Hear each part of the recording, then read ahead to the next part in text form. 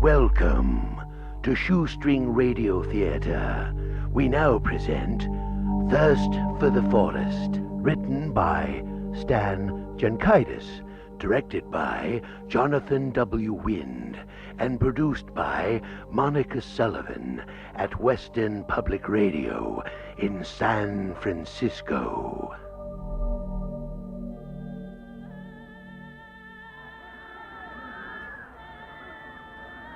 Fools!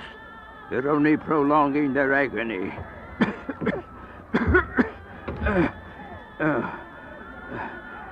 Let me see now.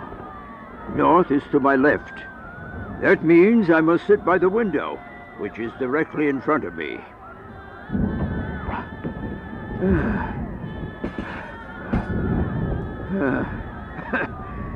There was a time when I could have carried 10 of these chairs. Now I can barely drag one. Maybe it would work best if I put up the window.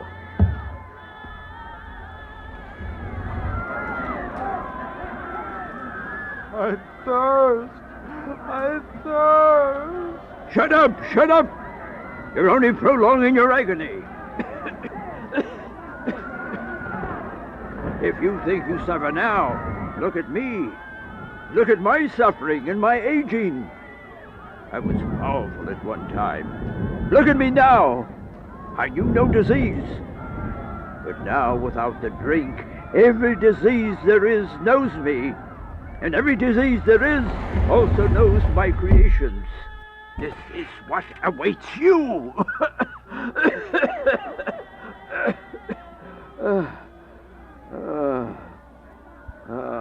What a beautiful night. The moon tonight is so lovely, so full. My kind of moon. A moon of devilish pleasure. A night when wolves howl and demons dance.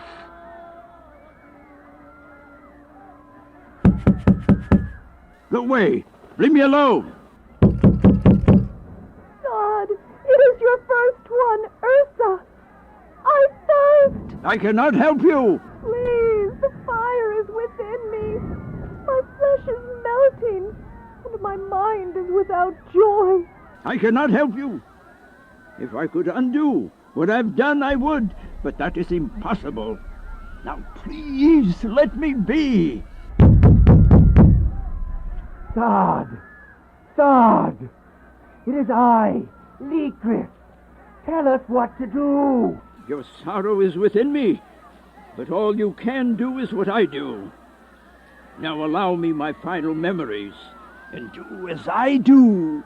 No. There has to be another way. There is no other way. What you suggest is wrong. You know the way, but you will not share it with us. You have the way. In there. Let us in. Let us in. I am this way because of you. We are all living with the thirst because of you. You are responsible. Why didn't you leave well enough alone? Everyone did not need to be like us. Now there is no one but our kind. Even the animals and fish are gone. Where do we drink now? You drink nowhere. The disease will only get worse. You will age, but you will not die until you have suffered the death of 100 cancers. You can only end your suffering by looking to the east. At least it will be fast. Now go away. No, I will never face the east. I will find another way. And with you, I shall not share it. You two are only in the beginning stages. When the thirst becomes as dry as mine, you will not only face the east, you will worship it.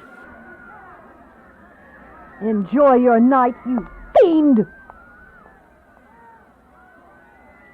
I look out my window, and the lunar light bathes not my forest, but condemned buildings, and those who thirst. Shut up! Shut up! You thirst, I thirst. Nothing can be done to quench it. There is no more because we are all one and the same. Where is the forest from times gone by? Oh, how did I allow this to happen? Why was I so lustful for power? Look what I have done. Oh, memories, paint me a picture so I can relive for one final time those glorious days of long ago. Those days when I was strong and powerful and young. Yes. Allow the pictures of the past to come within me.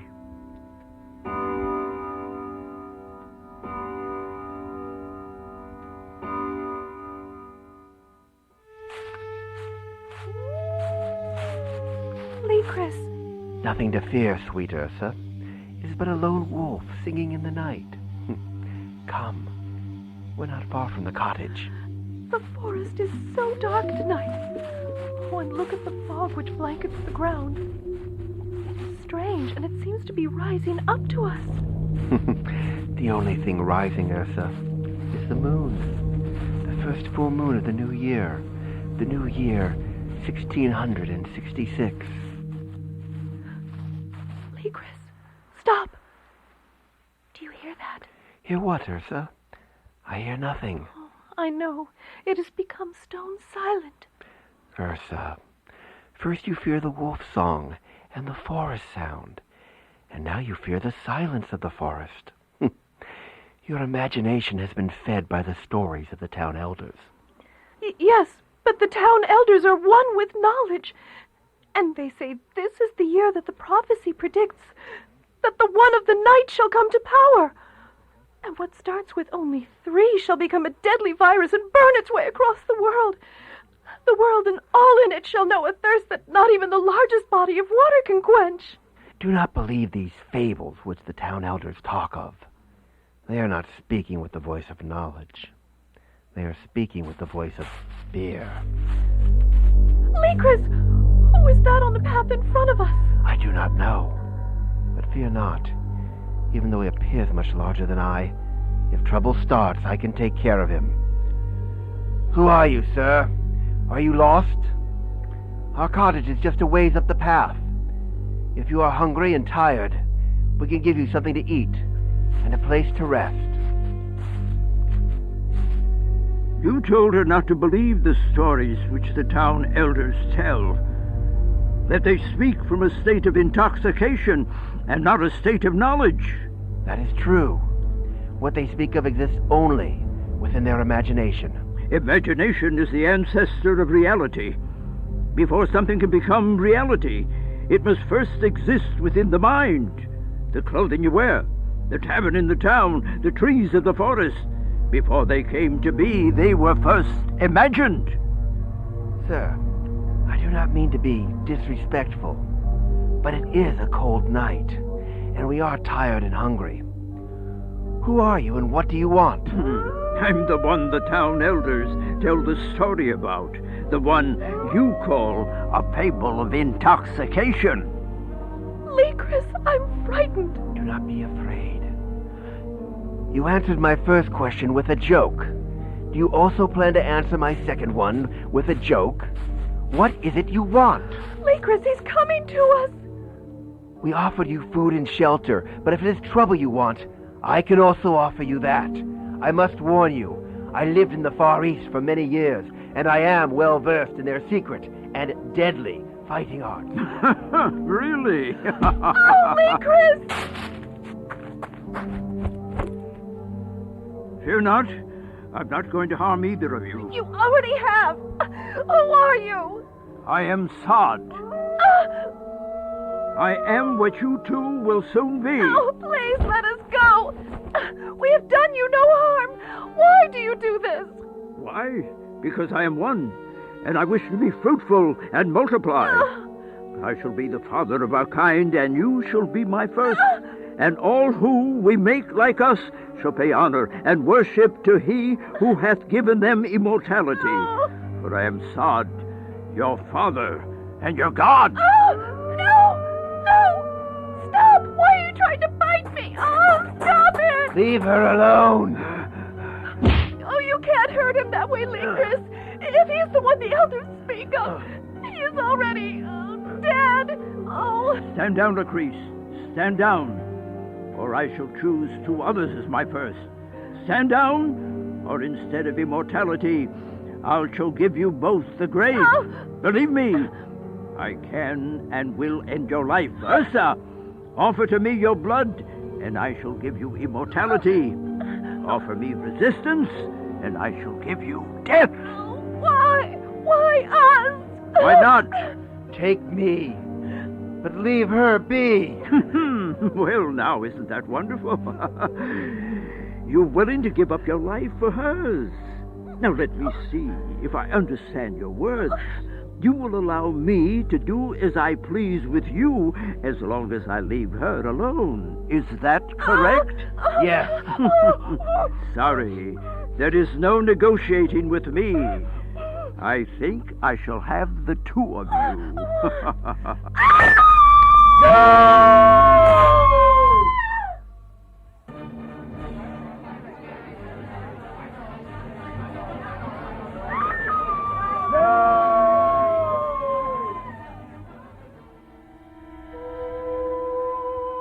It has begun.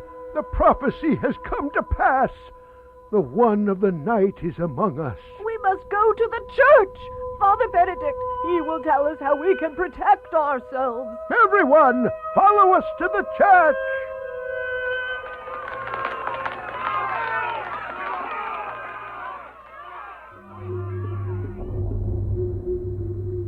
What have you done to her? I have made her immortal. No. No. No!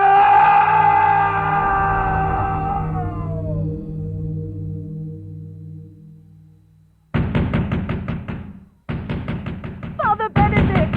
Father Benedict! Father Benedict, open the door.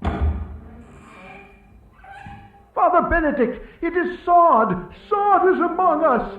Even though he is dead, yet he lives. I know. I too have heard the screams. He will not rest until all are like him.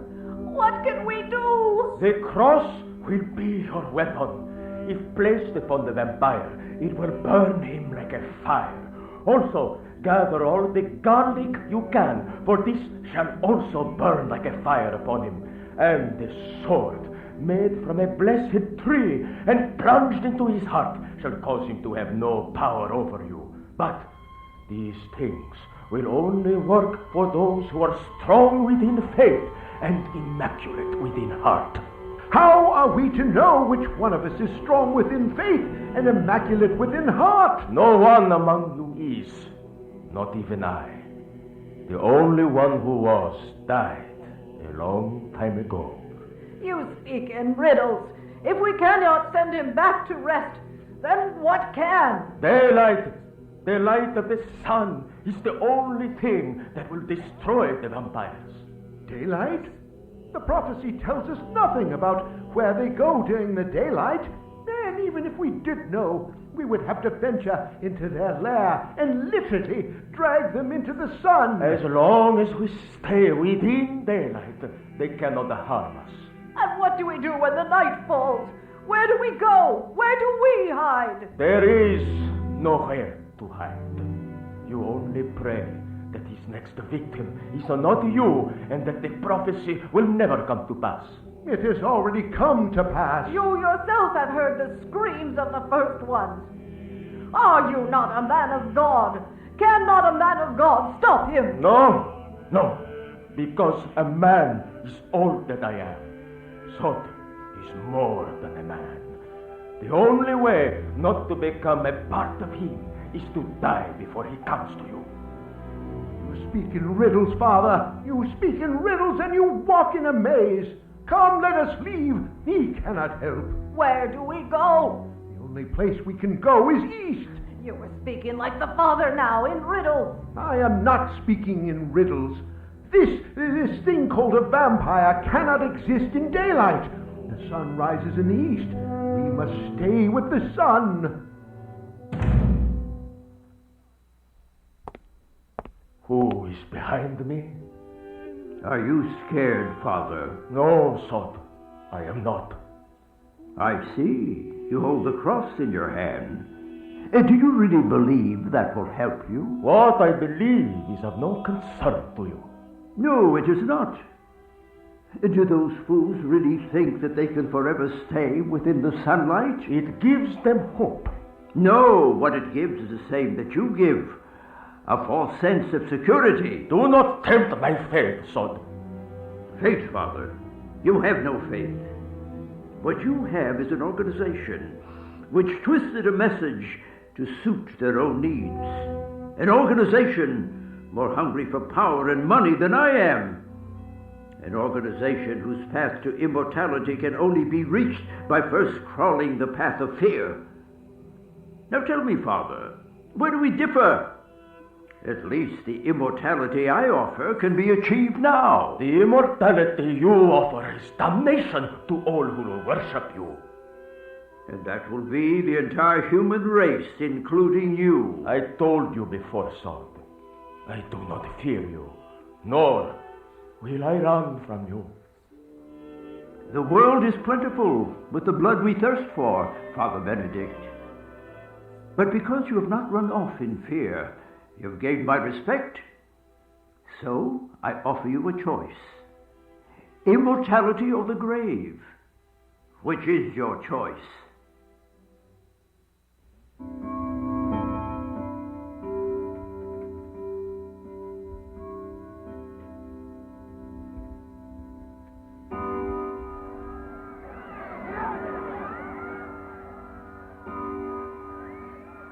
Oh, how well I remember those times. Father Benedict, you made the wrong choice. You know, even after all this time, I still cannot understand why you chose. Who dares to throw a brick through my window? Son, help me, son, help me. Shut up, you fool! You've not only destroyed my window, you've also destroyed my memories of the forest. I was powerful again. Even if it was only within my own mind. I was Sod the Powerful, the master and father of the entire race of vampires. I am your god. Son, please. I'm at the advanced stage of the disease. I thirst for the blood that will cure me.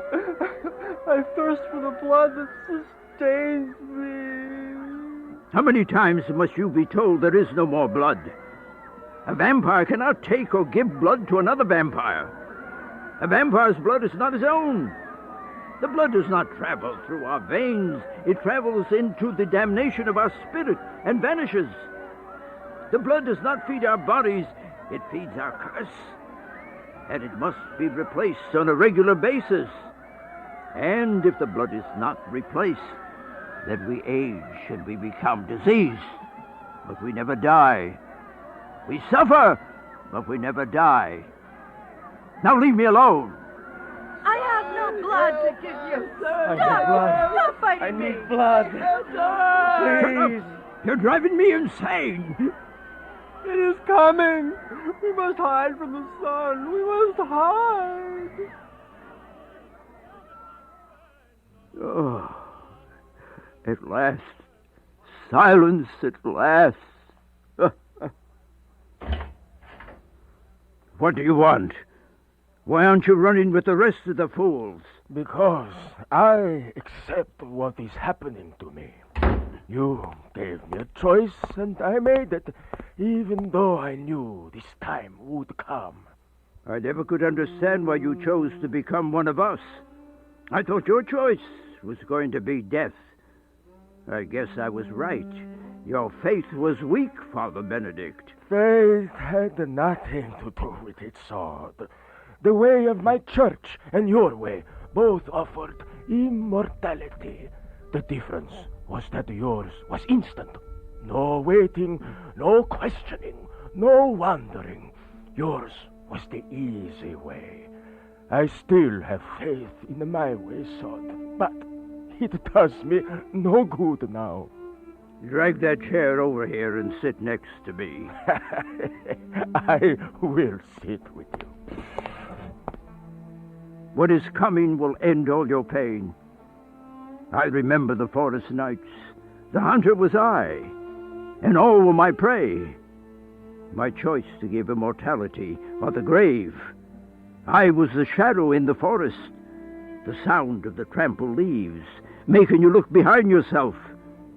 But when you turned, you saw nothing of the disquiet. Then you faced forward, and I, the dead shadow of living nightmares, stood before you, and the terror in your eyes was almost as sweet as the blood I drank from your throat. But I overpopulated my kind, and now all are vampires, and there are no more with the blood of life flowing through their veins. I thirst for the blood of the forest, but the forest is no more, and so I face the east to end my suffering, for that is where it will rise. God, there it is. It rises. Yes, I see it. For the first time since I've been, I see it. In a few moments, we shall be free of pain. Free of pain and the end of our immortality. Free of everything we know. For soon, Sod, we will no longer exist. It rises. That which can quickly kill the vampire rises. I sing to you, O morning star, O powerful morning sun that gives daylight.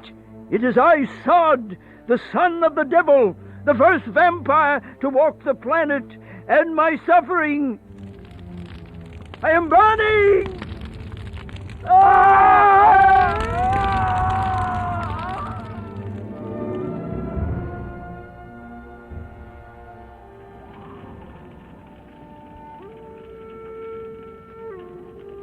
Time moved on, and one by one they all gave into the pain from the thirst.